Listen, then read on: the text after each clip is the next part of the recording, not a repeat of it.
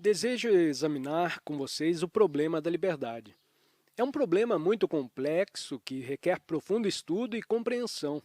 Muito se fala de liberdade, liberdade religiosa e liberdade do indivíduo fazer o que deseja.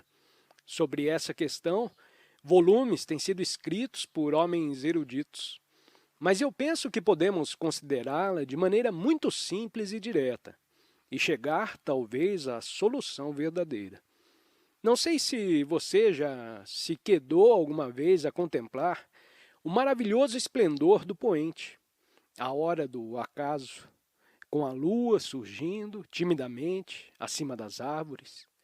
Muitas vezes, a essa hora, o rio se mostra muito manso e então tudo se reflete em sua superfície.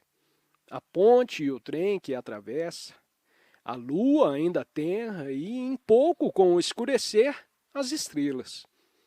Tudo isso é verdadeiramente belo. E para poder observar, dar toda a sua atenção a algo que é belo, deve a sua mente estar livre de preocupações, não acha? Não deve estar ocupada com problemas, com tribulações, com especulações. É só com a mente muito tranquila que se pode observar realmente, porque então a mente é sensível à beleza extraordinária. E talvez temos aqui a chave do nosso problema da liberdade. Pois bem, o que significa ser livre? Consiste a liberdade em poder fazer o que acaso você convém? Em ir aonde você aprouver, em pensar o que quiser? Isso você faz de qualquer maneira. A mera consciência de ter independência significa liberdade? Muita gente nesse mundo é independente, mas pouquíssimos são livres. Liberdade implica uma grande soma de inteligência, não? Ser livre é ser inteligente, mas a inteligência não nasce só pelo desejarmos ser livres. Nasce ao começar a compreender, no seu todo, o seu ambiente, as influências sociais, religiosas, paternas e tradicionais, que continuamente te envolvem. Mas para compreender todas essas influências, a influência de seus pais, de seu governo, da sociedade, do meio cultural a que pertence, de suas crenças, seus deuses e superstições, da tradição a que impensadamente se ajusta. Para compreender todas essas influências e delas se livrar, necessita de profundo discernimento. Mas você, em geral, você se submete a elas porque interiormente sente medo.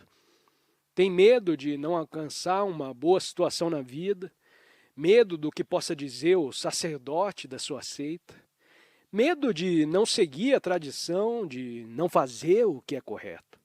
Mas a liberdade é, com efeito, um estado mental em que não existe medo ou compulsão, nem ânsia de segurança.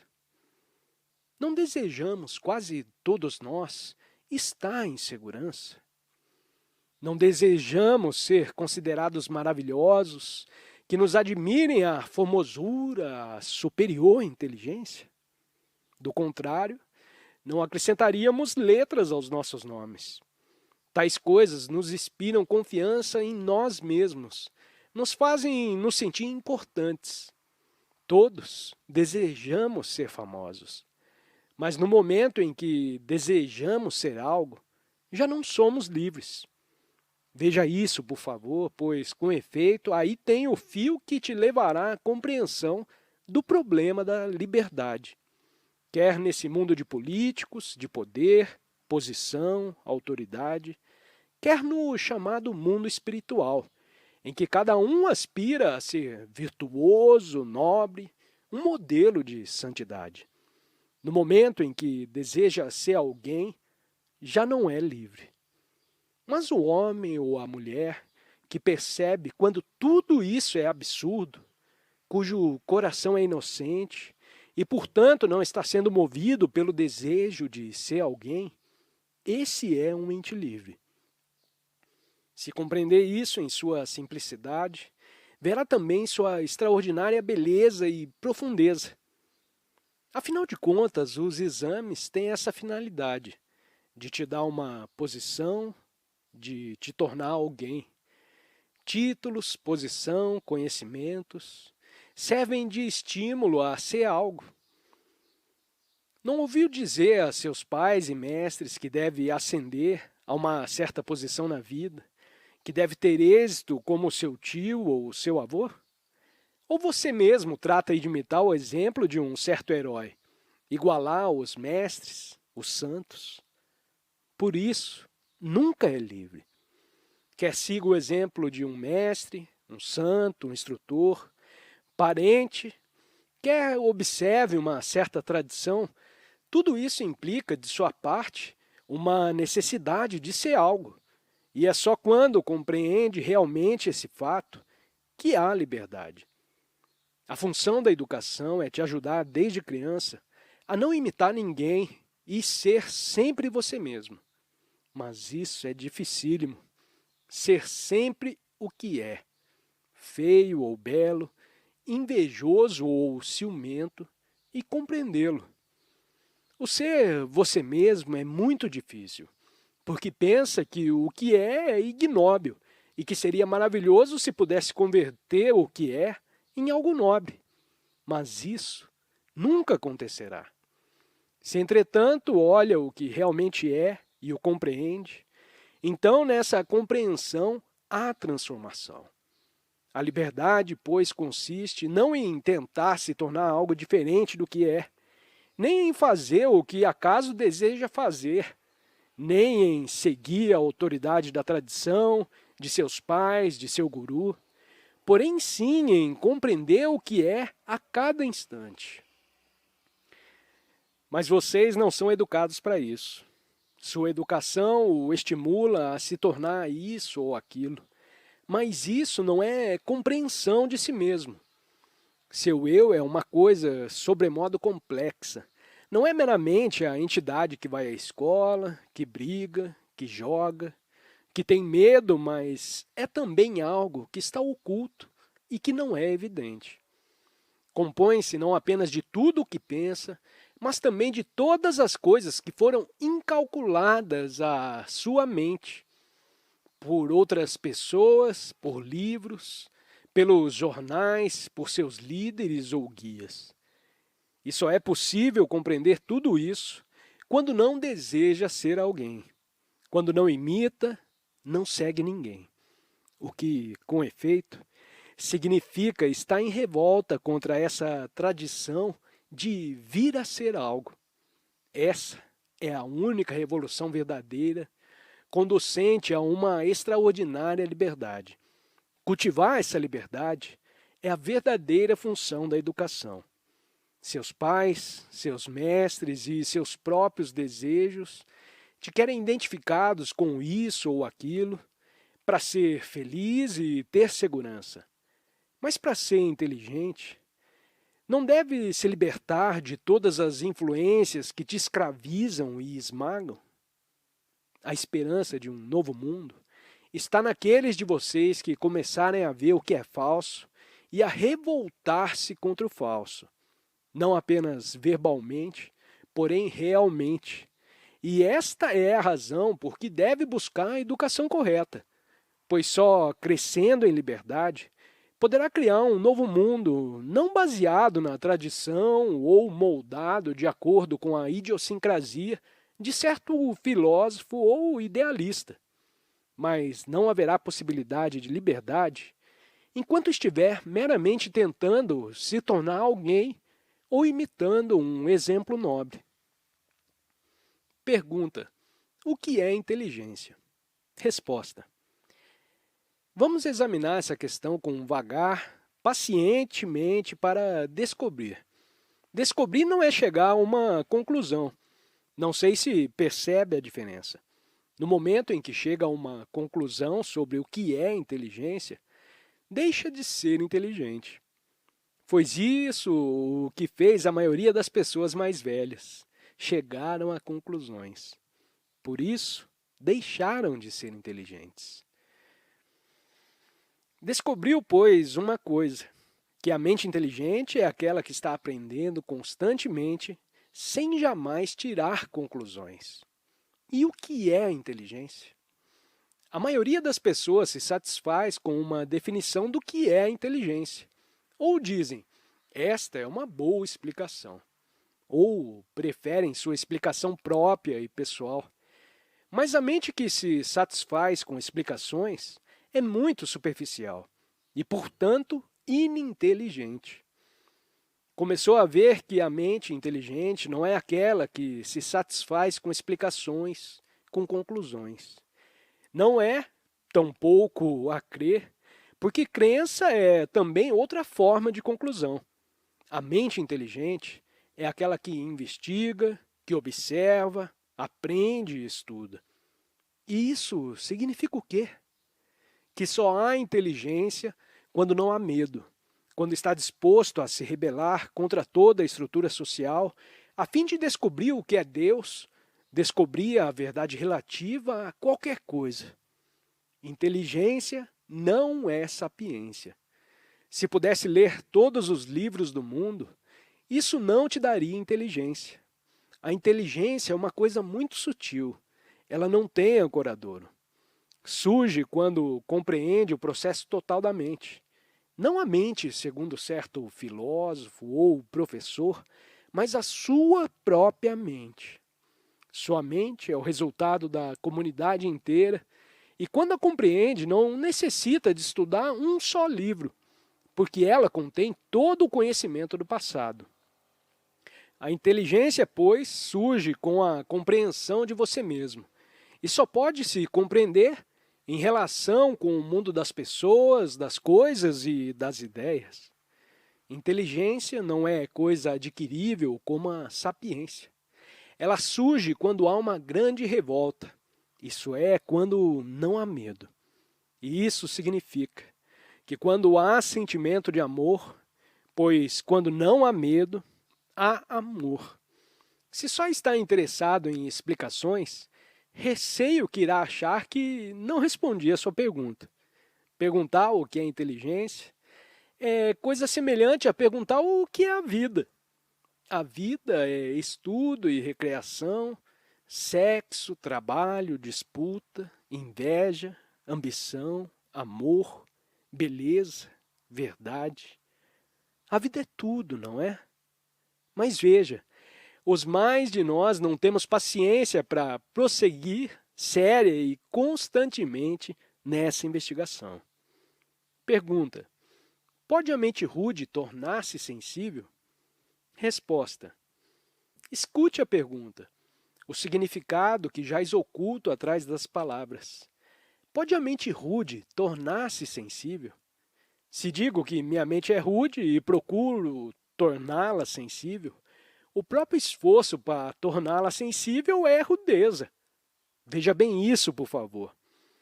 Não te mostre intrigado, observe. Mas se ao contrário reconheço que sou rude, sem desejar mudar de estado, sem procurar me tornar sensível, se começo a compreender o que é rudeza, se a observo em minha vida de cada dia, minha maneira sôfrega de comer, a rispidez com que trato as pessoas, o orgulho, a arrogância, a vulgaridade de meus hábitos e pensamentos, então essa própria observação transforma o que é. Analogamente, se sou estúpido e digo que devo me tornar inteligente, o esforço para me tornar inteligente é apenas uma forma mais ampliada de minha estupidez. Porque o importante é compreender a estupidez. Por mais que eu me esforce para me tornar inteligente, minha estupidez permanecerá. Poderei adquirir um superficial verniz de ilustração, ser capaz de citar livros, repetir passagens dos grandes autores, mas basicamente continuarei estúpido. Porém, se vejo e compreendo a estupidez, conforme se manifesta em minha vida diária, como me comporto com o meu empregado, como olho o meu vizinho, o homem pobre, o homem rico, o auxiliar de escritório, Então, esse próprio percebimento provoca a dissolução da estupidez. Tente isso. Se observe quando fala com seu serviçal, observe o enorme respeito que mostra com o patrão e o pouco caso que faz do homem que nada tem para te dar. Começará então a descobrir que é estúpido. E no compreender da estupidez, há inteligência e sensibilidade. Não tem de se tornar sensível. O homem que está tentando se tornar alguma coisa é feio e insensível, e é rude. Pergunta: como pode uma criança descobrir o que ela própria é sem a ajuda dos pais e mestres? Eu disse que uma criança é capaz disso, ou trata-se da sua própria interpretação do que eu disse? A criança descobrirá o que ela própria é se o ambiente em que vive a ajuda a fazer isso. Se os pais e os mestres têm verdadeiro interesse em que um jovem descubra a si próprio, não o obrigarão a isso. Criarão um ambiente em que o jovem possa vir a se conhecer. Você fez essa pergunta, mas trata-se de um problema vital para você? Se sente profundamente a importância de que a criança tem de descobrir-se a si própria e que não poderá fazê-lo sob pressão da autoridade, não trataria de cooperar para a criação do adequado ambiente? Temos aqui mais uma vez a velha atitude. Me diga o que eu devo fazer e eu o farei. Não dizemos cooperaremos para esse fim. Esse problema de criar um ambiente em que a criança possa ter conhecimento de si própria concerne a todos, aos pais, aos mestres e às próprias crianças. Mas o autoconhecimento não pode ser imposto. A compreensão não pode ser forçada. E se este é um problema vital para vocês e para mim, para o pai e o mestre, então juntos havemos de criar as escolas adequadas.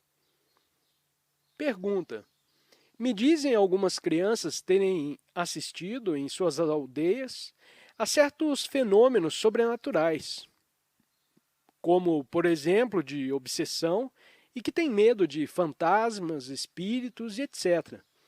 O que você me diz a respeito disso? Resposta: oportunamente investigaremos o que é a morte. Mas veja, o medo é uma coisa extraordinária. Vocês, crianças, têm ouvido histórias de fantasmas contadas por seus pais, pelas pessoas mais velhas. Do contrário, provavelmente nunca veria fantasmas. Alguém te falou a respeito da obsessão. São tão jovens que não podem saber dessas coisas. Não se trata de sua própria experiência, mas sim do reflexo de que foi dito por pessoas mais velhas. E os próprios mais velhos muitas vezes nada sabem sobre esses casos.